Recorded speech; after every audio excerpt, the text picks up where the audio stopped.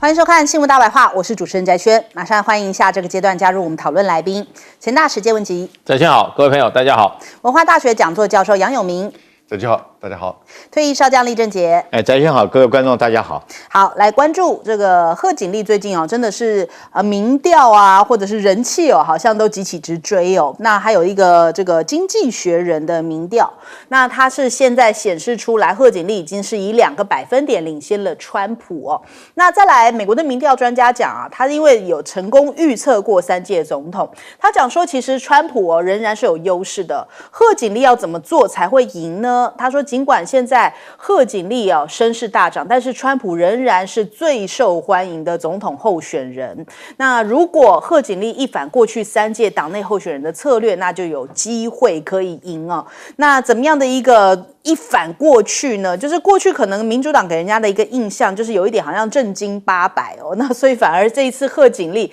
好像有一点不太一样，就是他有一点这个就是被人家讲说叫 brat， 就是好像很自然很自信，然后笑呵呵这样子，好像跟过去的这个民主党的形象比较不太相同那而且呢，他们现在也讲出来说，怪异变成了一个民主党攻击川普跟范斯的一个新口号，他们就把他这个标签贴了上去，所以呢，这个方式是可以引起贺锦丽支持者共鸣的一个简洁做法那现在目前川普范斯还没有找到有效的应对政策，就是说被贴上这一个怪异标签，看起来好像的确激起了很多人的共鸣所以有报道指出呢，就是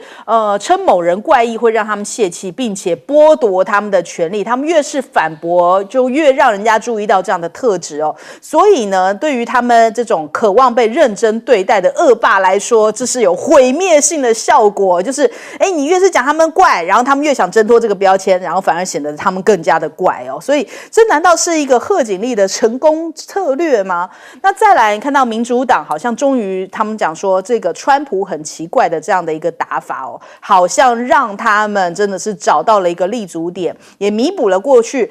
民主党太过严肃认真的缺点，现在为这场选举注入了一个自由派的活力跟幽默感，好像看起来民主党找到打点了。那再来，这个川普好像也有失言就是在这个范斯之后，他现在去攻击贺锦丽，就说贺锦丽怎么摇身一变变成了黑人本来不是印度血统吗？那他是怎么说的呢？我们来听听看川普的讲法。She was always of Indian heritage, and she was only promoting Indian heritage. I didn't know she was black until a number of years ago when she happened to turn black, and now she wants to be known as black. So I don't know, is she Indian or is she black? She is always but identified as a black woman. She went to a historically black college. I respect either one, but she obviously doesn't, because she was Indian all the way, and then all of a sudden she made a turn, and she became a black.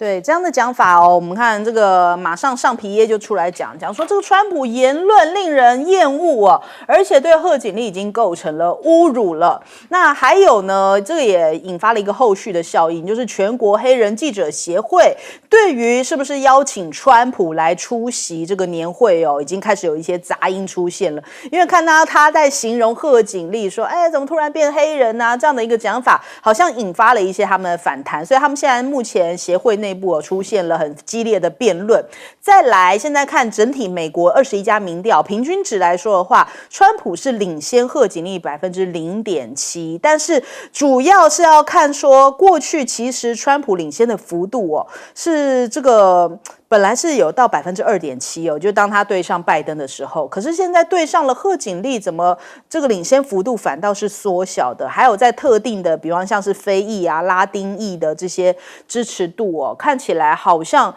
也都是这个缩短了差距，就是贺锦丽在这2个族群反倒这个获得的支持度比较高，会不会川普反而最后失去了非裔票呢？另外范斯也是不断在丢分因为现在范斯接受国家广播公司美国国家广播公司的这个专访，他们讲说早有预料接下副手之后一言一行会被媒体给扭曲对于外传我不爽换这个对手换人的事情，其实我不太在乎哦。而且他在这个新书2025计划里面的前言讲说，这个绕马车上膛，给火枪上子弹的时候了。那他还讲说，这个书的思想是未来战斗当中的重要武器哦。可是这个川普此前是讲说，我对于这个2025的计划是一无所知哦，也不知道这个谁是计划的幕后黑手。也换句话说，现在这个范斯的书的前言哦，可能有一些争议。那感觉起来好像川普也不是很想要加入这样的一个讨论，再做一个切割。那我们看看这个计划呢，遭到这个川普的切割跟反对。那近期也有一些媒体报道，就是2025计划的主任呢，他们现在已经这个等于说这个传统基金会的主任丹斯哦，他已经辞掉了职务。那感觉上面这个川普也不是很想要卷进这个事件，所以呢，这个川普现在对外的讲法是说，历史上副总统其实对于选举来说没有任何影响，他在淡化范斯对于他的这个选情的影响哦，在淡化范斯的存在，就是主要就是选给他就好啦，不然的话，现在范斯好像一直都在替他扣分，反倒没有在加分哦。那首先我们来请教一下介老师，介老师怎么看现在目前的美选？现在事实上美选进入比较一个缠斗的阶段了。我想就是在这个8月19号，这个民主党啊，这个全国代表大会召开之前，民主党的气势应该都是蛮高的，而且他们现在这个怎么讲呢？有危机意识，因为他们是属于阵前换将嘛，对，所以动员一切力量在替这个贺锦丽在拉台啊。现在贺锦丽他就是说8月7号之前，他要把他副手赶快决定。对，那这个副手事实上的话要跟他有互补性啊。现在讨论的好像都是白人男性这样子啊，那可能最后是一个白人男性出来，那可能还要就是说要把他的所谓的激进左派的这样子的一个色彩啊，要把它冲淡一点，要比较走温和的角度来看了。那所以现在看起来这个自由派的媒体是全力的在这个动员啊，基本上就是完全替这个贺锦丽在辅选了，就是这方面他是占比较大的优势。可是这个选举因为还有一段时间，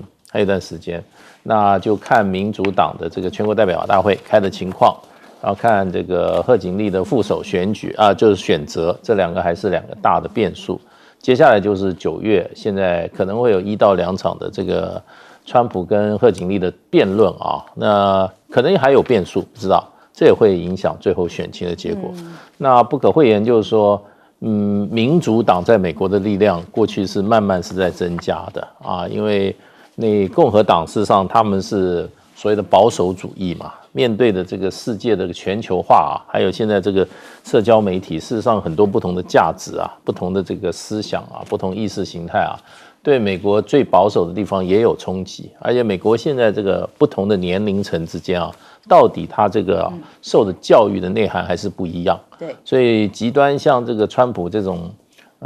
所谓的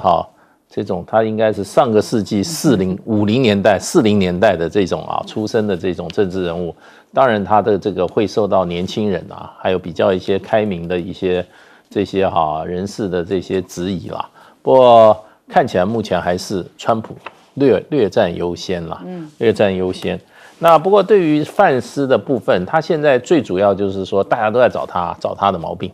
对，他上一次讲这个说不育的这些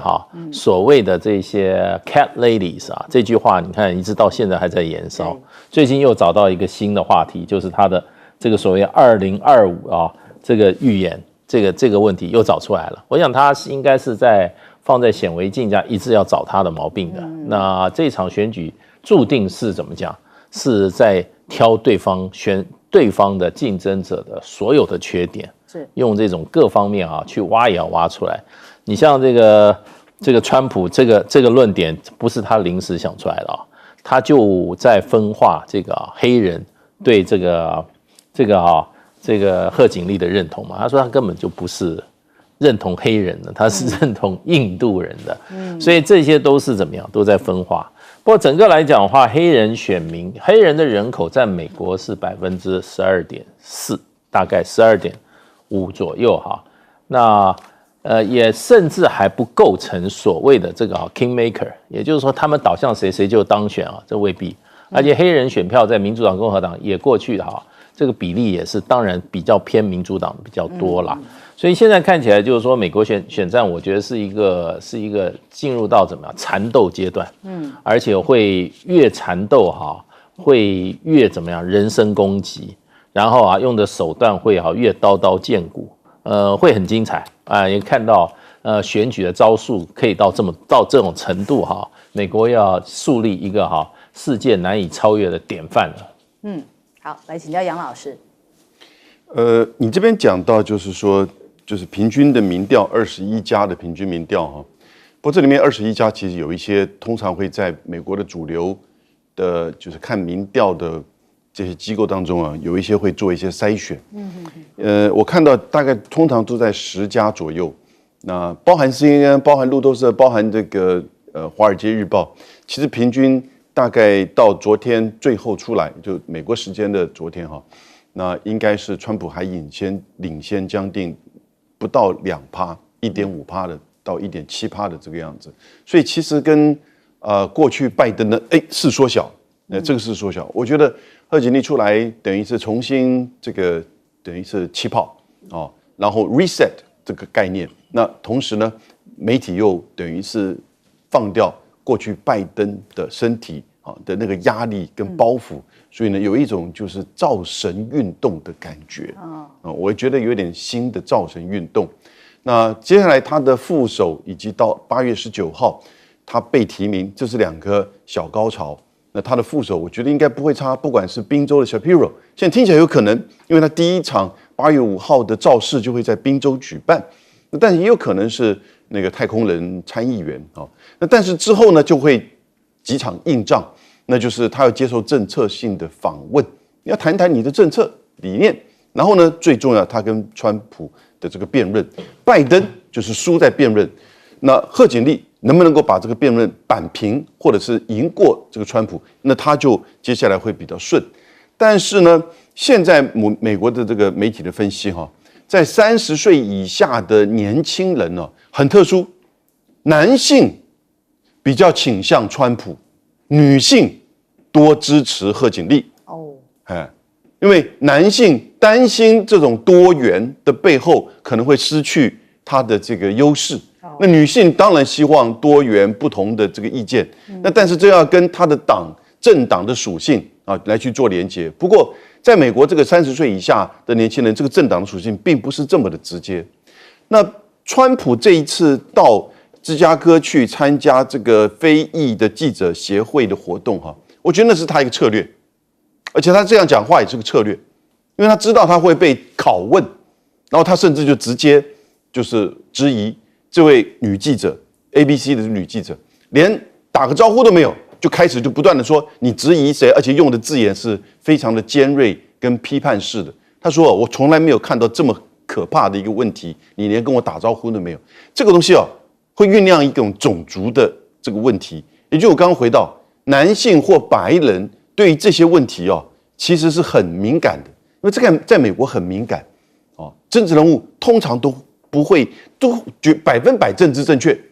100%政治正确，但多数投票的这些白人尤其是非都市或郊区的这些白人，在比如铁锈区的时候，他对于其实占少数的非洲裔长久以来在法律上得到的保护，或者是影响到他们的生活经济各个因素，这个很复杂的这种就是说生活面，也是种族因素，也是法律因素。在政治的时候过去没有人敢去挑动这个东西。那我觉得川普就是在灰色地带，在那种就是直接，你看他刚刚讲的，我都尊重黑人，我也尊重印度人，但是我就不了解他什么时候变成非洲裔的，你就把这个东西挑动起来，那这个会巩固他自己共和党白人的这个投票。那因此你就看到这都是策略家给他的一些建议。那我们看到就是这些选举就是民主选举制度所显现出来的这种真实面。好，请教将军。我觉得美国这次选举真的是高潮迭起。我们回想一下，大概不到1个月的时间，刚开始是川拜2个人突然说要宣布要辩论，那还没有开始选举，双方来讲都还没有提名了，这2个人就要开始辩论了。那看得出来，拜登想说借着这种辩论来扭转人家认为他老太太的这种颓势，但没想到这场辩论下来，哇，大家一片这个兵败如山倒，这个民主党的选民来讲一片哀嚎。那时候大家印象还深刻，那时候开始讨论说要不要换灯，然后也是这个舆论都吵在那边。结果没想到隔不到多久，突然川普一枪打到他耳朵，那真的是大家都认为说川普这下子铁定当选了，然后声势完全在川普这边。那紧接着下来，川普宣布他的这个副总统的副手人选是万斯，那又是一片这个大家鼓舞欢腾，认为说是这一下子共和党必胜无疑，因为范斯跟他来讲有很好的一个互补性，而且认为虽然说是这个川普自己年纪也蛮大的，但是找一个年轻的，大家用年龄平均一下59岁，可以遥遥领先的这个拜登那时候年龄双方来讲，他就选川普，选万斯，所以我觉得那时候选万斯是纯粹就是对手是拜登来做这种来挑选这个万斯当副手，但是没想到突然之间这个第4个高潮又起来，就是拜登自己宣布退选，哇，那这个民主党又一片哗然，全世界的舆论也不知道该怎么办。然后现在原来我记得刚开始说要换拜的时候，其实贺锦丽不是第一优先人选，那时候大家在讨论的是不是纽森啊、惠特尼啊这些民主党其他的一些州长精英，但是没想到那时候最不被看好的贺锦丽，突然在短不到48个小时之内，他的这个募款的居然可以高达64亿，而且这种立刻民调立刻翻转，可以说在很短的48小时马上逆转胜，这又是一个高潮迭起哈。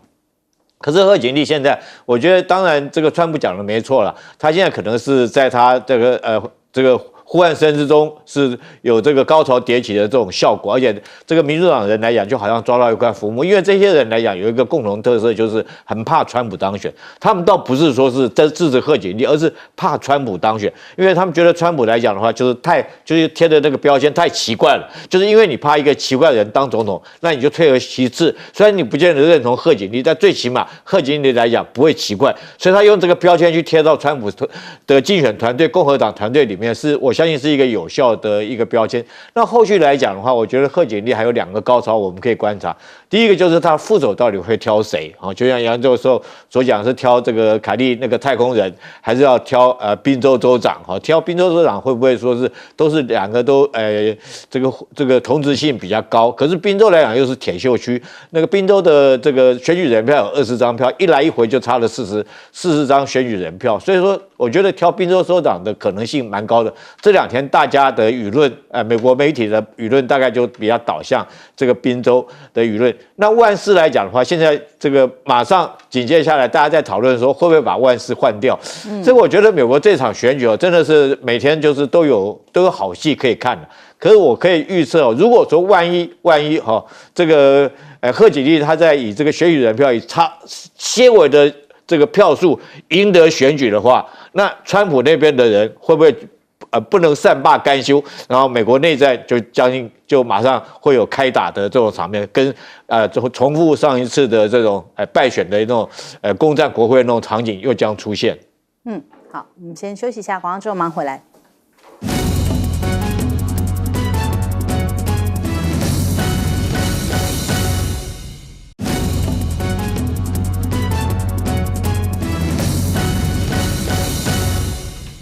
好，欢迎回来，新闻大白话。紧接着我们来关注一下，因为昨天这个哈马斯的政治领袖被暗杀的事情震惊了全世界，大家很担心说现在会不会这个以巴冲突就是再度升温呢？那我们来看一下昨天发生这个事情伊朗的革命卫队他们就讲说，哈马斯政治局的主席哈尼亚他是在德黑兰遭到以色列的袭杀身亡。那阿拉伯的卫星电视台也引述消息人士讲说，当时就是有一个飞弹呢，在凌晨2点的时候击中了哈尼亚的住所，所以哈尼亚跟他的保镖呢是一起在这个事故当中丧命的。那还有目击者讲说，他击中了哈尼亚的房间哦，并且发生了爆炸，所以就是哈尼亚跟他的保镖都遇难了。现场的门窗啊、墙壁受损非常严重，现在就有待伊朗方面把这件事情全面的调查清楚。那就有专家讲啊，这可能是因为伊朗的防空比较薄弱，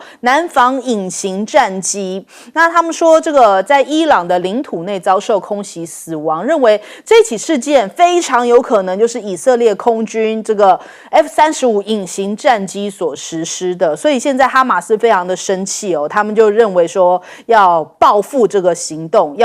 甚至要来反击以色列。伊朗也说要采取直接的攻击哦，要直接来袭击以色列。那我们看看伊朗的总统讲说，就是伊朗最高领袖这个哈梅内伊哦，我们这个翻译不太一样，发誓说要为这个哈尼亚报仇哦。但是他说你在我们家里面杀死了我们重要的亲爱的客人，现在这个你的严厉惩罚铺平了道路，指的就是以色列哦，甚至还讲说应该这个接下来你们要为这样子的一个行动哦要付上代价。那再来我们看看哈马斯，他现在认定以色列是实施暗杀。那哈马斯方面呢发表了声明，认为以色列这是一个懦夫行为。卡达的首相这个穆罕默德也讲说，哈尼亚被杀将会危及停火谈判哦。当一方暗杀另一方谈判的代表的时候，这个调解怎么可能会成功呢？可是美国却是赶快站出来帮以色列说话，他说啊，这起事件哦，就是不是以色列做的啦，那就是想要淡化这样子的一个形象哦。那可是呢，哈尼亚在哈马斯当中，他有着极高的地位。法新社讲说，哈尼亚一直都是以色列的头号通缉对象啊。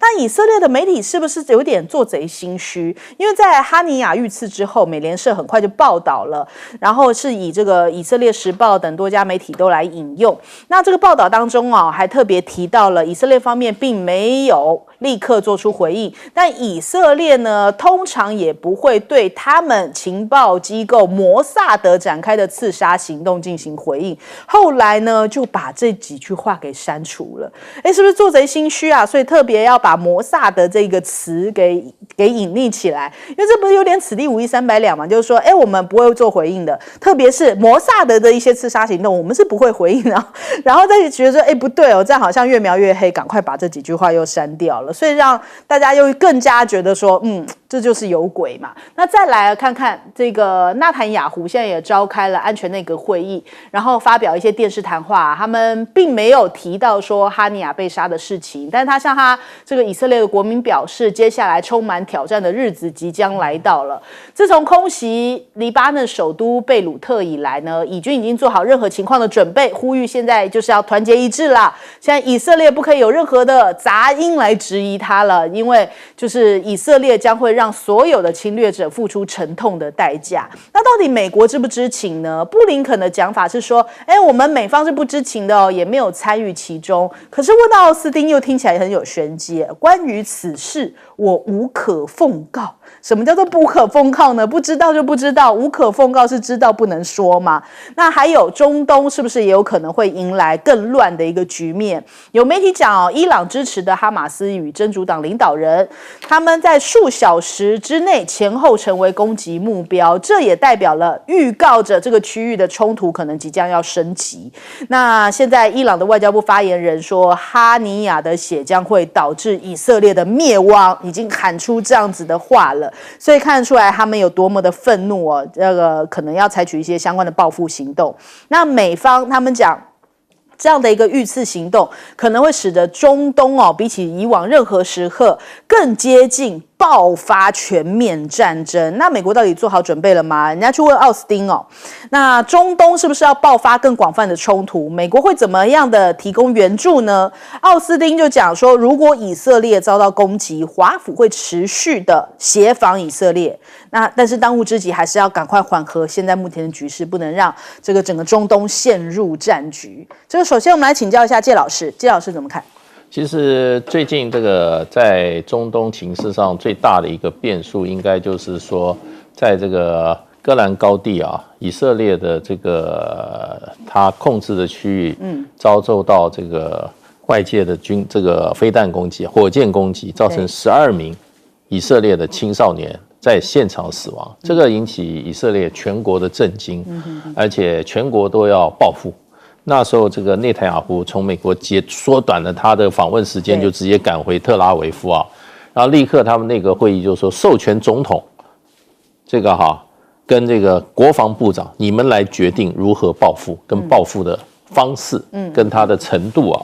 那事实上，这个整个中东局势就立刻紧张起来了，因为本来是以色列在这个加萨走廊啊打了7个月吧，对，打的也是一个焦灼状态而已，他也没有达到杀掉所有哈马斯这个目的，那可见军事上还是有困难的。那北方的部分的话，就以色列北方的跟这个黎巴嫩的真主党这个冲突，这个是几十年的问题了，一直存在的，而且双方从来很少长期停火过，都是要不然你轰炸我一下，要不然我投几枚炸弹就在这种情况之下。但是这一次的这个戈兰高地，以色列有62名青少年当场丧生了这件事情大家都很紧张，怕以色列这个报复的程度是会引起整个区域的动乱的。可是目前看起来，以色列报复的手段还是比较怎么样？比较以不扩大战争的规模的方向走的。他这个就是暗杀，另外一个呢就是怎么样？轰炸去攻击这个黎巴嫩南部地区。造成2个人死亡，然后也去这个用这个远距的攻击，把这个真主党的这个军事领袖也把他这个远距的也是类似暗杀行动吧，也是那所以看起来的话，以色列并没有打算挥大军往这个黎巴嫩境内进攻的这个迹象啦。那如果说他要这样做的话，那现在的话，事实上情势会更紧张，因为你要调动部队，你要整个的大战的准备的话，那会有很多迹象。可是我看所有报道都没有。那有人分析就是说原因是什么？第一个，军事上以色列现在的军力是不是足以支撑一个北边的另一个新的战局是一个问题。第二个，战略上就是说他现在是不是要把他的这个注意力分出来？他现在是不是重点在加萨走廊会不会改变？那政治上他还是要顾及到跟美国的关系，还有跟这个周边的阿拉伯国家的关系，所以他的这个外界的限制还是很多的。所以到目前为止，这场战争并没有升高的迹象。好，来请教将军。我特别要讲这次美国有没有介入？我从几件事情，你要知道，这个以色列去轰炸德黑兰的这栋大楼，那绝对不是说是像我们小混混在市场里面打架这么简单一件事情。首先，飞机要飞过好几个国家，对不对？包括伊拉克、叙利亚要飞过去。当他飞到这个伊拉克跟伊朗的边界的时候，这个德黑兰还在边界里面300公里远的这个城市里面。那你想想看，如果说是我用以色列的战机来讲，就算你是隐身战机好了，你这个飞弹打出去要打300公里远之外，然后去命中一栋大楼，你想想这个难度来讲，如果说美国没有提供及时的情报，那你怎么知道这个？那你这个。哈马斯这个领袖人物，他这个时间点刚好在那个大楼里面，那你飞弹飞的时间是多久？所以他这个时间算的都非常精准。那我觉得像这种资讯来讲的话，一定要提供适切的警报。那现在，但是问题是说，现在我数一下以色列现在来讲，自己国家在几个地方开战，我数给大家听你这3个月，我们光讲这3个月，加沙走廊，对不对？约旦河西岸，黎巴嫩真主党。对不对？叙利亚他去炸人家伊朗的大使馆，然后跟伊朗也开战，还有这个胡塞组织，他也互相轰来轰去。在上个礼拜，所以你一个国家，你毕竟来讲，我觉得你以色列国家这么小，这个国土纵深不深的状况之下，你同时在6线开战的话，我觉得这个来讲，对以色列来讲，不见得是一个很好的一个作战的一个方式。但是我特别要讲像他去在这个约旦河西岸，他跟黎巴嫩真主党里面。他12个小朋友被炸死了，被一个飞弹打死。但是我心里很感慨，当这12个小朋友被打死以后，我们认为是12个悲剧，以色列认为这是悲剧。可是，在加沙走廊你造成4万多人的死亡来讲的话，那4万多人变成一个数字而已。所以说，从这边我们就看出来巴勒斯坦民众的一种悲愤心理在哪里。那你12个小孩你被炸死以后，被真主党用飞弹打死以后，你就认为这个是悲剧哈，就非要报仇不可。但是你自己在加沙走廊，你做成的这种血腥的残害，已经到目前为止已经4万多人的死亡。那这个数字来讲，只是一个冰冷的数字。所以我觉得这次来讲的话，可能中东地区势必是会造成一场很重大的震撼的。为什么？因为这个哈马斯这个领导人来讲的话，他其实他是负责跟以哈之间谈判的一个首要对手，他是住在这个卡达那个地方，他负责谈判。那真的是在指挥作战的，是在加萨走廊里面，辛瓦纳他是在负责指挥作战。当然，我相信这个就哈马斯来讲，他们这个首领人物被击杀之后，他们这个一定会激起群情的一种共愤。那后续来讲，他真正的指挥作战领袖，你没有将他击灭，他还在地道里面。那后续来讲，我觉得在加沙地区里面，短期之内可能会继续造成以色列自己本身的这种军事上的这种很难平息这场战争。好，来请教杨老师。以色列的媒体叫 I24 News 哈，在几个小时之前他就报道这个刺杀哈，他并不是大陆这边有一个媒体一个学者曾经说是 F-35，因为 F-35可以隐形，而伊朗还没有针对隐形飞机的这个反制的这个技术，所以呢 F-35从以色列这边起飞，那到了就是德黑兰这边来。这个消息，我觉得这个做法其实比较不太可思议哈，因为其实蛮长的一个飞行距离，而且你进入到其他国家的这个国境哈，这个 F-35是不是真的能够经得起这样考验？而且它要这么的精准去打到那栋楼，因为《纽约时报》把那栋楼秀出来，那栋楼里面只有那一层，有他住的那一层，这个哈尼亚跟他的保镖2个人死掉，另外在不同层的不同的这个就是说方向。另外有一个巴勒斯坦的圣战组织的秘书长，却完全没事。那这个以色列的媒体后来也得到了，就是哈马斯的媒体的证实，其实是就在当地附近，的一个以色列制造的叫做长钉反坦克导弹，精准的就打到了，就是说这个哈尼亚他这一层。把他跟他的保镖给炸死，然后他说是因为他的保镖对外联系而透露了他的这个地点，他们掌握到，当然这一切都是以色列的这个情报组织摩萨德。我觉得这个其实这几个小时在这个事件发展这个版本呢，可信度比较高，也就是它是一个这个反坦克的导弹，是在近距离，我不知道距离有多远，然后呢，针对就是他们掌握到保镖的这个讯息出来之后，在晚上。凌晨2点，把这一层楼他住的那个房间给炸掉，人死了。那是7月31号的早上凌晨，7月31号的上午的时候呢，伊朗的精神领袖哈梅尼就要求这个革命卫队要报复，但是怎么报复现在还不知道。可是不要忘记，这个哈尼亚是去参加伊朗的新总统。各位，伊朗的新总统的名称叫做佩泽这个。施基安那他其实是比较温和派，他比较希望能够去改善不只是跟沙特阿拉伯，甚至跟西方的关系，然后呢强化经济。所以这个时候以这个事件其实有相当多的这个阴谋论在里面，在转动着那因此，当然我觉得最大的阴谋一定也是以色列这边主导的，因为内塔尼亚胡去见了川普，川普就说你为什么不赶快结束？等川普上来的时候，内塔尼亚胡可能会被迫下台，然后呢，加上战争可能会结束。那内塔尼亚胡下来的话，要去哪里？所以这个时候呢，把伊朗卷进来，战争扩大，美国也无法抽身。我觉得这个是相当程度以色列的一个计划，那只不过是伊朗在这个时候会怎么反应，会不会真的陷入到全面性的战争？好，我们先休息一下，广告之后马上回来。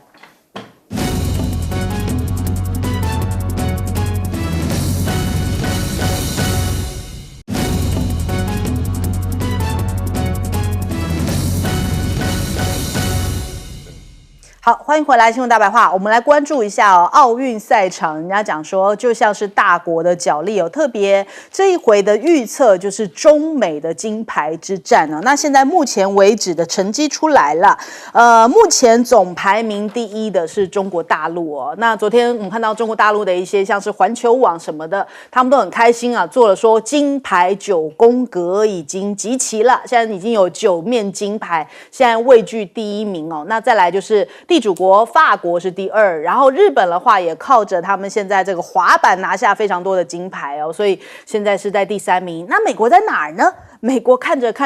现在目前在第7名哦，甚至还输给了韩国、英国、澳洲哦，所以他们现在目前只有5面金牌。那昨天当然最让大家振奋的就是第9面这个中国大陆得下的金牌潘展乐，他们现在在微博上面也几乎是这个潘展乐霸了所有的这个词条的榜单哦。今天上午的时候我看哇，前10名几乎大概占了1半以上哦。那他就讲说，其实他怎么样的扬眉吐气，甚至现在被称为是新世界飞鱼，或者称为中国飞鱼，他已经是突破了世界纪录来封王哦。他以46秒40夺金，也打破自己创造的这个世界纪录哦。那现在这一次呢，也是奥运首位刷新这个破游泳项目世界纪录的一个运动员。那这是中国大陆游泳队史上首面男子100米的自由泳金牌，然后所以他这样子的夺金哦，也让中国大陆非常的振奋。因此，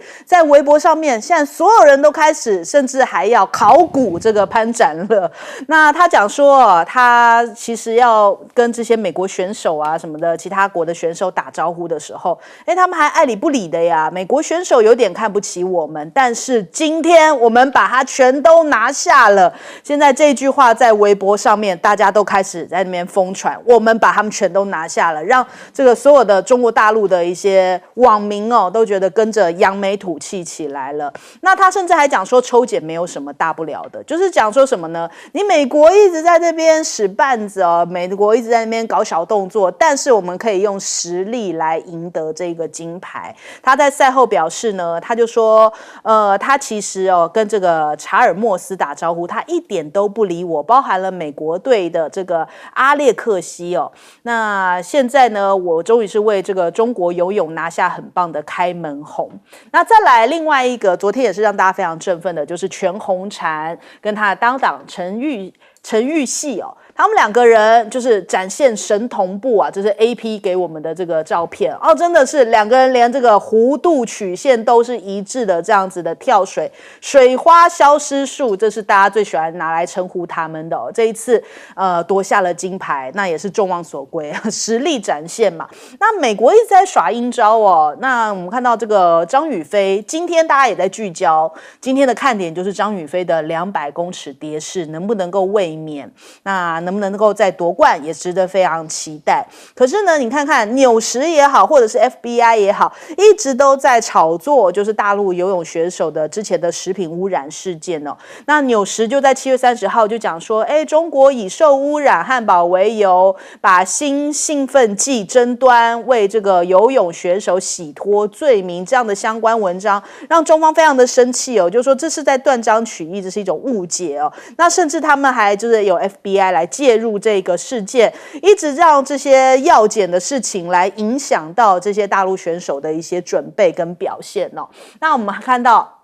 美国还有2党的议员也在7月30号提出法案，现在这个耍阴招还来个全套的呀，连政治上面都要开始来影响这个世界反兴奋剂机构哦。他就说这个因为你们没有办法对此前中国游泳选手污染阳性的事情做一个适当调查，所以接下来要删减对于你这个机构的资助，要开始用这样政治来影响体育哦，所以真的是让大家觉得有点不耻。再来，现在乒乓球也是大家瞩目的一个焦点。那这个孙颖莎跟倪夏莲的这个对决，人家讲说，其实就看到了一个很很温暖的一个故事哦。倪夏莲2000年首次出战了一个奥运，那当时呢，孙颖莎还没有出生嘞。那7月头的时候呢，倪夏莲过了61岁生日，成了现在目前奥运史上最年长的乒乓球手哦。那他后来就是跟这个孙颖莎对决，那他其实呢，就是人家感觉好像是这个祖孙战哦。他对上了23岁的孙颖莎，他这个一些表情包啊，在网络上面疯传。人家觉得说她很有少女感呐，还给她取了一些绰号，叫做什么莲妈妈，或者是说倪姐、莲莲。然后她说她来巴黎之前有3个梦想，一个是再出战这个奥运，再来是赢一场呢，还有第3个就是要跟孙颖莎打。她说不要觉得老了就放弃梦想，要做自己喜欢的事情。所以她在中国大陆这边也受到非常多的喜爱啊，在这个网络上面的讨论度也非常的高，就是跟她相关他们2个人的对决这件事情，大家都觉得说，好像都想要替2边加油哦。他是在1979年加入了中国国家队，后来呢，因为没有办法进入到奥运队，在1986年离开了这个中国大陆的国家队。1991年定居卢森堡，后来就一直代表卢森堡来参加国际赛事。这一回终于是圆梦了。那为什么中国大陆这么看重这个乒乓球，也被称为国球呢？就有一个历史故事哦。其实，在1971年4月4号，日本名古屋这个世界乒乓球锦标赛期间，美国的选手格伦科恩他搭错了车，上了这个中国大陆的乒乓球队的巴士，然后呢，在现场啊，就其实看到这个中国大陆的选手哦，就想说啊，这个周恩来有曾经讲过说，我们应该是等于说比赛是次要的，但是呢，友谊才是第一的。所以就后来这个庄则栋谈到这个往事的时候，他就说他就主动上前去跟他打了招呼哦，就变成让这个中美之间的这样的交流留下了一个非常好的一个这个结下了一个好的因子啊。那后来这个乒乓球，中国大陆的乒乓球就说，因为这个搭错车事件，小球转动了大球这样的一个故事，现在人也为人津津乐道。首先我们来请教一下介老师，介老师怎么看这一次中国大陆现在这一回的奥运金牌真的算是遥遥领先了？对，现在这个前2天都还是没有得到第1名嘛，现在就突破了这个9面金牌啊。那后面还有很多比赛啊，后面还有比赛，尤其田赛跟竞赛，还有球赛啊，球类比赛，它都有一个结果出来的时候，最后还是要看总积分啦。对，那这些部分还现在要谈说是不是可以一直保持第1啊，这个还言之过早。对。这个要到8月11吧，好像，大概才能够抵定啦啊。那这次比赛其实中国的游泳队啊，真的受到美国的这个星战影响啊，应该是影响很大。对，因为什么呢？因为发生在上一届奥运之前的一件事情啊，美国一直做文章，做到今天，而且还越做越大，而且在奥运期间继续做。搞得今天中国大陆的游泳队31个人到了这个奥运村以后啊，被这个药检超过几乎将近200次，有人一天被检了7次。对，所以这个基本上已经不是说这个为了这个运动的公平，根本就是对中国大陆进行骚扰战。对。那美国今天会造成这个情势，就是美国不断的在炒作，而且我觉得美国这个国家啊，真的超没品的。运动不要体育去干涉嘛，这个也有国际这个药检协会，国际药检协会它就是代表国际，它又不是代表中国的，它是这个全世界的国际组织，对，它1年拿了4500万的这个好预算，是全世界各会员大家一起给他的，美国也不过给了差不多350万而已，对。可是你看美国的政府机构就认为这个药检机构啊是偏袒中国大陆，就不断的在怎么样？跟这个药检机构不断的旧事重提，然后去骚扰这个药检机构啊，从美国的国会议员到美国的情报机关 FBI 到什么，到最后美国的什么这个媒体，对不对？通通针对这个国际组织，害得这个国际奥会出来说，你再这样子把这个政治把这个所谓的地缘政治因素带到运动我取消你美国举办奥会的资格了，到这个程度，可见这个国家有没有品这个水准高不高就看他的这种作为。美国这种在这种运动赛事上，为了针对中国大陆游泳选手做这种心理战争，还有这种污名化泼脏水真的显示美国这个国家水准太低了。所以就是在这种情况之下，潘展乐还夺金了，还刷新了世界纪录，才会让这个中国大陆觉得真的是扬眉吐气，在这个美国的药检压力之下突破了重围。那我们来问一下杨老师怎么看？潘展乐的这一番话，在5个小时之前，澳洲的媒体完完全全的这个报道出来，但是也提到了就是《纽约时报》的报道以及 WADA 的这个处理。还有呢，到后来，英国的这个报纸提到，在对于中国大陆的游泳选手，在之前的1个礼拜，平均每天7次的这样子的药检，那已经影响到一些这个准备。对，那我们看到刚开始的时候，其实那个秦海洋都有这样子的一个批判嘛。所以这个然后我看到他底下那个评论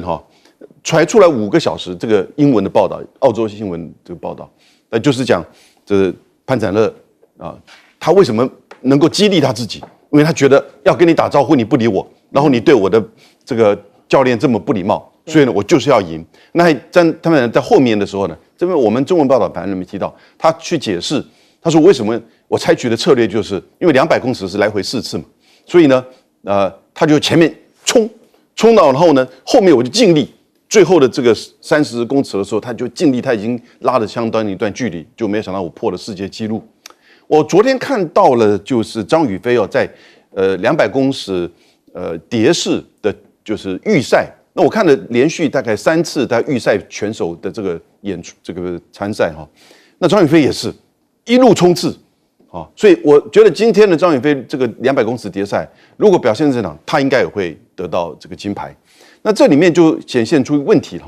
那这个禁药问题，这个都讲得很清楚。可我要跟大家提醒其实另外一个国家也一直以来遭受到美国针对禁药，用禁药的方式来去这个打击这个国家，那就是俄罗斯。俄罗斯在2014年的时候就政治上他去取得了克里米亚，然后呢，美国就开始在指控他你在使用禁药，结果WADA在2019年呢就禁止他，所以2021年的东京奥运呢。他就用 ROC 的方式去参加，那事实上得的这个金牌数目呢，也是跟他前面2次得的是一样。那今年是因为这俄乌战争，他连参加都不能参加，所以美国用禁药曾经打击过俄罗斯，然后呢，这次你看到他打击中国，但是没想到使得国际组织的反弹，这是美国的问题，而现在中国的这个表现依然正常。好，来请教将军。我讲一下乒乓外交好了，那是我国中时候的事情。那一次来讲的话，我们台湾来讲，确实是影响对整个世界大局影响很大。但是这一次乒乓外交有它一个这个世界博弈的一个大局的一个背景那时候美国想要拉拢中国来对抗苏联，所以中美两国本来就有这个意愿，只是说一直找不到一个怎么样能够接触、能够和解的一个方式来讲，就没想到这次乒乓球在东京奥运会比赛的时候，因为上错车的事件，这个美国选手上了中国的车子，然后一上去大家双方很尴尬本来就当作对手，然后都不讲话，但是没想到中国的这个选手先递出友谊，先送他一个小礼物，然后之后第2天这个美国选手来讲，站在路边等着再回送他一个礼物，就这一个小动作，然后他们就邀请说是美国队要不要到中国来参加比赛，但这则消息立刻惊动到周恩来那个层级，总理那个层级，周恩来想说不行你美国你现在跟台湾2个很好那我邀请你来的话，是不是有损我自己的国格？那时候中美2国还没有建交，那时候建交国家是我们台湾，所以那时候周恩来是不答应邀请美国到中国去比赛的。但是没想到这个毛泽东在睡觉睡一半，突然接到消息说美国这个选手有回送礼物，就因为这句话，他认为说美国是刻意释出善意，他说邀请他们来，所以说美国的选手那时候就第2年当年就立刻组队到中国去参加比赛。